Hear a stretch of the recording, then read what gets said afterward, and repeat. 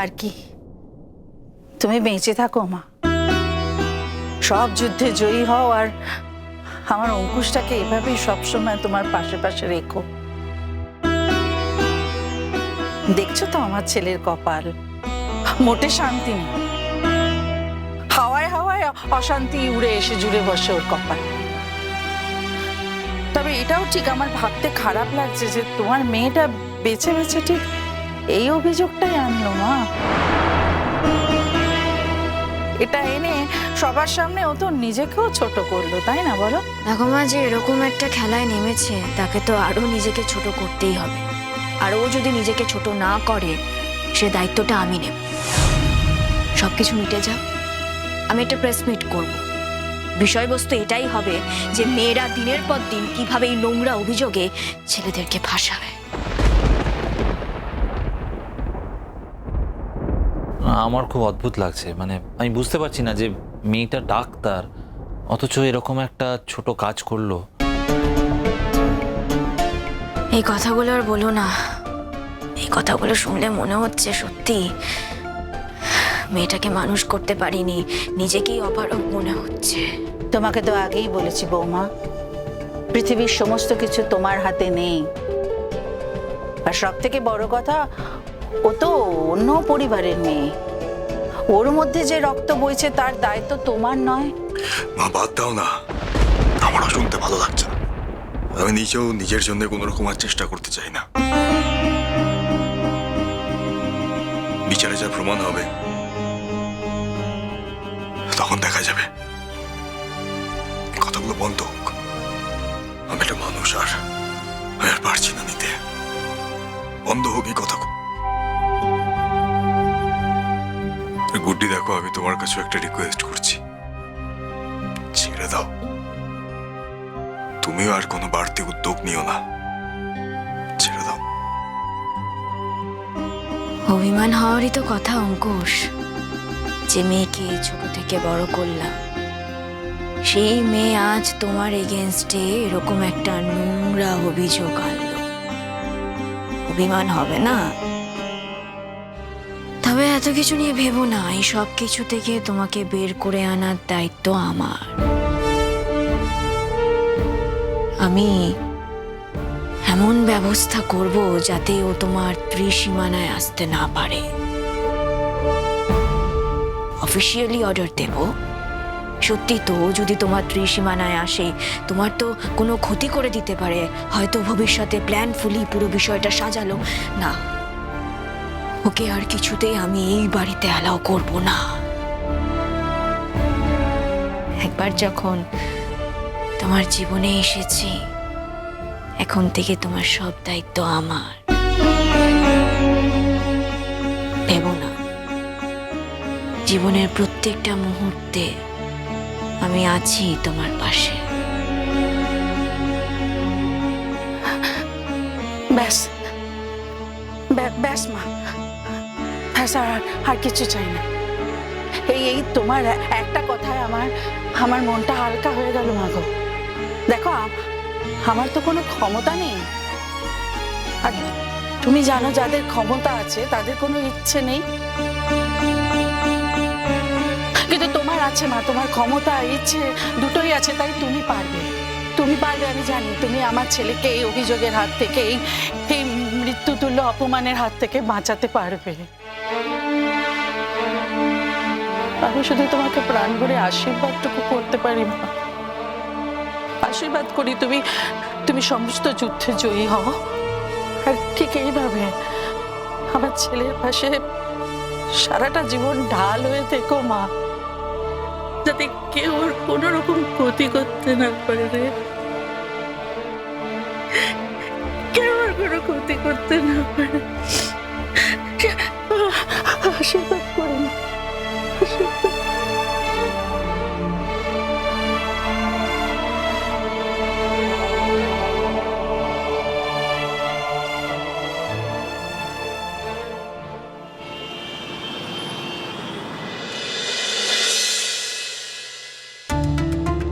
উকিলের কাছে কোনো কথা গোপন করতে নেই, সেটা জানেন তো? ডাক্তার আর উকিলের কাছে সব কথা খুলে বলতে হয়। না স্যার, গোপন করার তো কোনো প্রশ্ন উঠছেই না। আমরা তো আপনার কাছে একটা প্রোটেকশনের জন্য এসেছি। আপনি যদি কাইন্ডলি অ্যাকিউজডের সঙ্গে আমাকে কথাটা বলতে দেন। হ্যাঁ বলুন। দেখুন, ঘটনাটা তো ঘটেই ছিল, কিন্তু সেটা ঠিক কতদূর গেছিল সেটা আমাকে বলতে পারেন? আপনি কি করে জানলেন যে এই ঘটনাটা ঘটেই ছিল? ওনার ট্র্যাক রেকর্ড আছে আমার কাছে। আমার ট্র্যাক রেকর্ডে আপনার মনে হয় এরকম কিছু আছে যে আমি কোনো মহিলাকে অসম্মান করেছি? আছে, অনেকগুলো আছে, পর পর আছে। আচ্ছা, এই ঘটনার বিষয়ে কি কোনো কিছু আছে আপনার কাছে? 100 বার আছে। আমি তো খোঁজ খবর না নিয়ে কথাটা বলতে বসিনি, তাই ধরেই নিচ্ছি এখানেও ঘটনাটা ঘটেছে। আপনি ভুল করছেন। দেখুন, আমি আপনাকে একটা কথা বলি, অন্য কোনো অপরাধে আমার নাম জড়াতেই পারে, আমি অস্বীকারও করব না। কিন্তু আমি খুব ভালো করে জানি যে আমি জীবনে আজ পর্যন্ত কোনো মহিলাকে অসম্মান করিনি।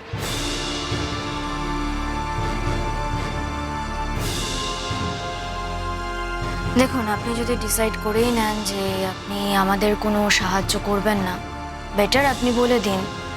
এখানে শুধু শুধু কথা কন্টিনিউ করার তো কোনো মানে হয় না, না? দেখুন, ঘটনাটা ঠিক কি ঘটেছিল সেটা পুরোটা জানলে আমার পক্ষে কেসটা ডিল করা খুব সুবিধা হয়। সেই জন্যই বলছি যে পুরো ব্যাপারটা যদি আমাকে একটু খুলে বলেন। এখন আপনার সামনে যদি ওনার বলতে কোনো অসুবিধা হয়, উনি আমাকে আলাদা করে বলুন।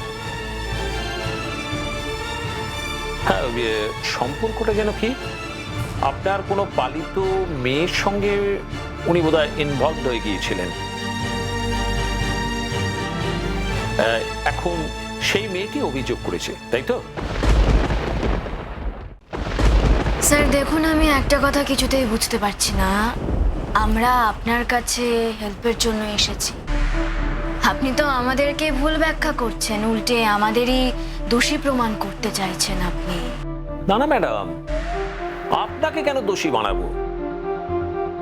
আপনি আমাদের এই ওয়ার্ল্ডটা ঠিক মতো বুঝতে পারছেন না। আপনি হয়তো পুলিশে চাকরি করেছেন এতদিন, কিন্তু আমরা যেভাবে এই ক্রিমিনালদের ডিল করি আপনি তো সেভাবে করেন না, তাই বুঝতে পারছেন না।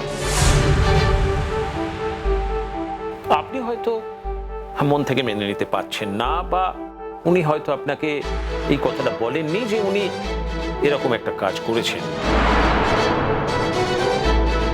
সেক্ষেত্রে আপনি আপনার মেয়েকেও বিশ্বাস করছেন না। আপনার মেয়ে কিন্তু আপনাকে মিথ্যে কথা বলতো না, অন্তত এই ইস্যুটা নিয়ে তো নয়। আর সেই জন্যই আপনার মেয়ে এতটা রেগে আছে এই বিয়েটা নিয়ে। ব্যাপারটা একটু বোঝার চেষ্টা করুন। আমি যতদূর জানি, আমরা সবাই জানি আপনি তো দেশের একজন নামকরা লয়ার। ভেবেছিলাম আপনার দৃষ্টিভঙ্গি আলাদা হবে বাকি সবার থেকে। এখন তো দেখছি সেসব কিছুই নয়। আপনি বাকি সবার মতোই ক্রমাগত একজন নির্দোষ লোককে দোষী প্রমাণ করার জন্য উঠে পড়ে লেগেছেন। আপনি ভুল করছেন। প্রথম কথা, উনি নির্দোষ নন, উনি অনেক গুণে গুণী এবং অনেক দোষে দোষী। দ্বিতীয় কথা, আমি ওনাকে অপরাধী প্রমাণ করবার জন্য উঠে পড়ে লাগেনি। আমি অপরাধীকে অপরাধ মুক্ত করার চেষ্টা করছি। তার জন্য আমার জানা দরকার উনি ঠিক কি করেছিলেন। মানে মেয়েটি কি তখন কোনো প্রতিবাদ করেছিল, নাকি পরে প্রতিবাদ করেছিল, নাকি লজ্জায় পুরো ঘটনাটা কাউকে বলতে পারেনি, বা এতটাই চমকে গিয়েছিল যে সে বিশ্বাসই করতে পারেনি যে এরকম একটা ঘটনা তার সঙ্গে ঘটছে, তাই সে লজ্জায় কথাগুলো বলতে পারেনি। আমি ঠিক সেই ব্যাপারগুলোই আপনার কাছ থেকে জানতে চাইছি। তো বুঝতেই পারছি যে সে ব্যাপারে আপনি কোনো আমাকে হেল্প করবেন না। আপনি কি এইভাবেই ওকালতি করেন? না আপনাকে বলা হচ্ছে যে এই ধরনের কোনো ঘটনা ঘটেনি, তারপরেও আপনি বলে যাচ্ছেন? আপনি কি মনে করছেন যে আপনার কথা আমি বিশ্বাস করছি? That is your lookout. আপনি কি বিশ্বাস করলেন আর কি বিশ্বাস করছেন না, তাতে কিছু এসে যায় না। আপনার বিশ্বাস করা না করার উপর কোনো ঘটনা কিংবা দুর্ঘটনা নির্ভর করছে না। কিন্তু আপনি যে অন্য কিছু একটা করার চেষ্টা করছেন সেটা আমি বুঝতে পারছি। আপনি যদি এটা ভেবে থাকেন যে আপনি এরকম কোনো কিছু তৈরি করে আমাদের হাজব্যান্ড ওয়াইফের মধ্যে কোনো রকম ঝামেলা লাগাবেন। বুঝতে পেরেছি, যে আপনার ভয় হচ্ছে, তাহলে তো আপনি একাই আমার সঙ্গে একটা আলাদা অ্যাপয়েন্টমেন্ট করতে পারতেন, সেটা বেটার হতো। এখন তো আপনি হাজার চেষ্টা করলেও, মানে আপনার পেটে বন্দুক ঠেকালেও আপনি বলতে পারবেন না আপনার স্ত্রীর সামনে এই কথাগুলো,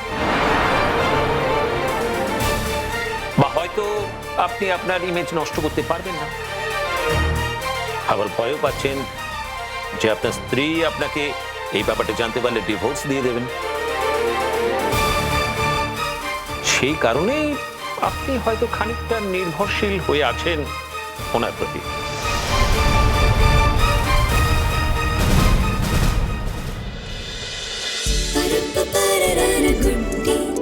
Good